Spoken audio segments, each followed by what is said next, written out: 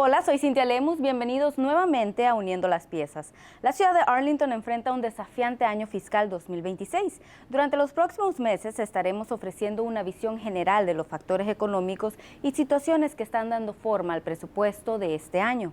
En este episodio de Uniendo las Piezas analizamos una política fiscal sobre el impuesto de propiedad que ha beneficiado a muchos residentes de Arlington y por qué tiene implicaciones a largo plazo para el presupuesto de la ciudad. En el 2005, los votantes de Arlington aprobaron la congelación del impuesto para personas mayores, una medida que limita el monto que los propietarios de vivienda de 65 años o más pagan en impuestos municipales de propiedad, incluso si el valor de su vivienda aumenta. Esto significa que una vez que califican, su factura del impuesto municipal se mantiene fija. Para muchos adultos mayores, esta política brinda estabilidad y tranquilidad. Sin embargo, a medida que la población de Arlington envejece y los valores de las propiedades siguen aumentando, el impacto financiero sobre el Fondo General de la ciudad también crece.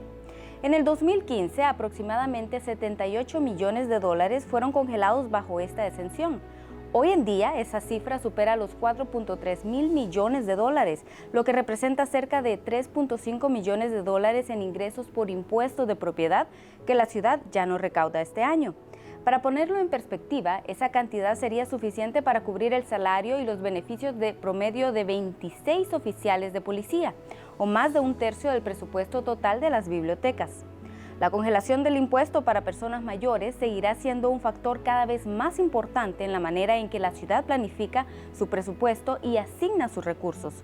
Y es un ejemplo más de cómo las políticas diseñadas para apoyar a los residentes también moldean el panorama financiero de Arlington. Eso es parte fundamental de cómo estamos uniendo las piezas. Puede obtener más información sobre el proceso presupuestario del próximo año y seguir la serie Uniendo las Piezas en arlingtontx.gov/2026 budget.